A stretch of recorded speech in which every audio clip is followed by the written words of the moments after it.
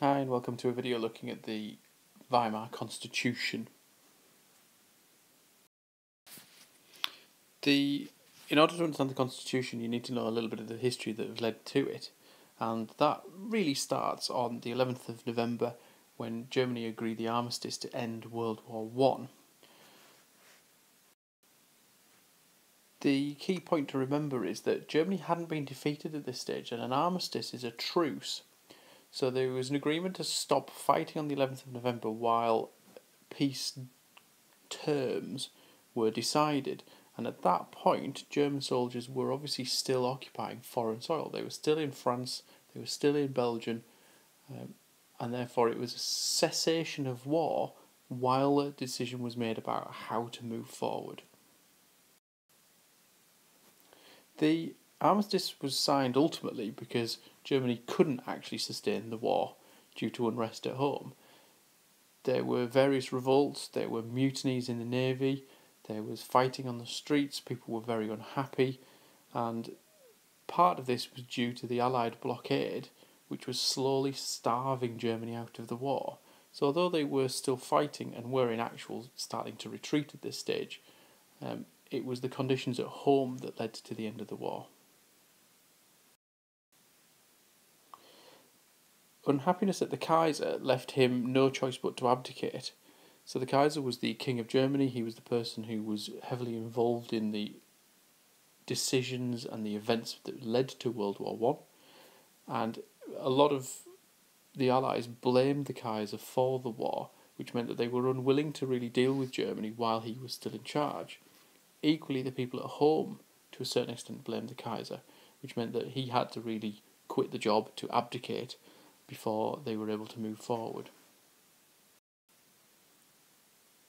That left Germany rulerless, and a new government was created under Friedrich Ebert, this chap here. He is Chancellor of Germany and eventually becomes President of the new Republic. Key points to remember is that the new government established in Germany in 1918 is a democratic one. It was based on universal suffrage, which means that there were votes for all people aged over 21. That was male and female. It was a more democratic system at that time than the UK had, than Britain had. As this was a new style of government for Germany, because the previous one was an absolute monarchy with one man in charge, that meant a new set of rules needed to be written, and it's these rules that are the Constitution. So any question about the Weimar Constitution is about the rules and system of government that was set up after World War One. That system of government is based on this structure here that you see. So at the top you have a president. He is elected every 7 years, and he is directly voted for by the German people, this mass of people here. So a similar system would be the American system where they vote directly for their president. Theirs is for 4 years, the Weimar one was for 7 years. These people also vote directly for the Reichstag. So they are voting for the people to represent them in the equivalent of a parliament. The key point for the Reichstag is that it's based on proportional representation. Proportional representation means that the parties get the same number of seats as the proportion of their votes. It's a very fair system. It's not a system that we run in the UK, but it's a system that many people would quite like to see in many countries. In addition to that, the new constitution also had a chancellor. I guess the equivalent of a prime minister in the UK. The chancellor needed to be appointed from the Reichstag by the president, but the idea was that they would be supported by a majority in the Reichstag. So in other words, the chancellor would be the person in charge of the largest political party in the Reichstag. The president would see that they were the largest party and therefore appoint their leader to be chancellor. This is where the Weimar Constitution starts to have a few problems.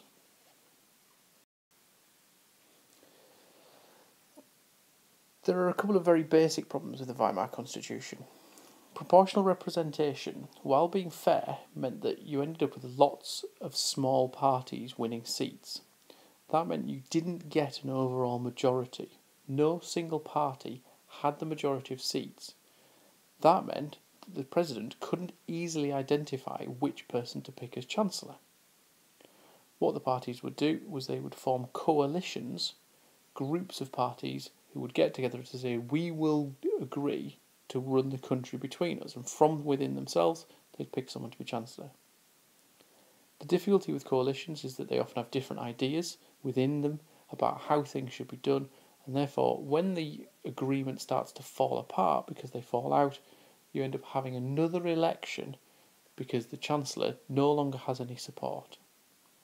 So one of the major problems of the new system was proportional representation, which led to lots of political parties and lots of changes of who's in charge.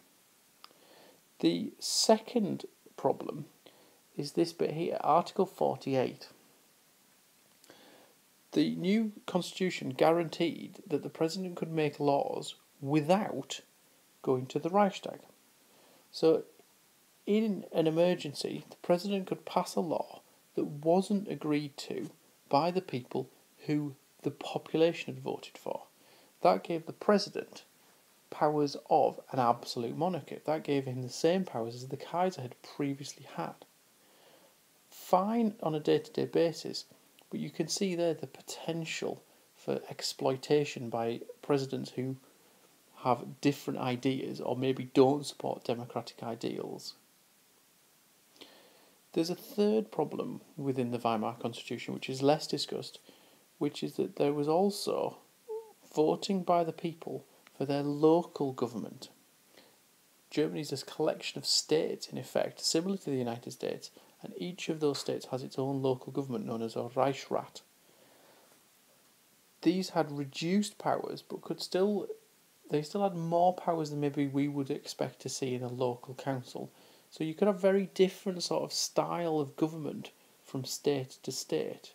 And what happened is that some of them would be very right-wing, they would be very authoritarian, others will be run more on socialist or communist lines. And one of the Section B exam questions was to explain the importance of the Weimar Constitution.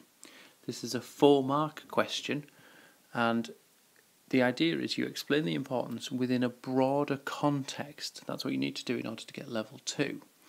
And that means you need to explain why the Weimar Constitution was important at the time and why the Weimar Constitution was important over time. And I think in order to explain the over time, you need to explain the problems that existed within the system that was created. So the problem of proportional representation and what that meant in terms of getting a stable government that could make changes and make things happen, and the problems that existed of giving the president this much power that potentially could be abused in the future.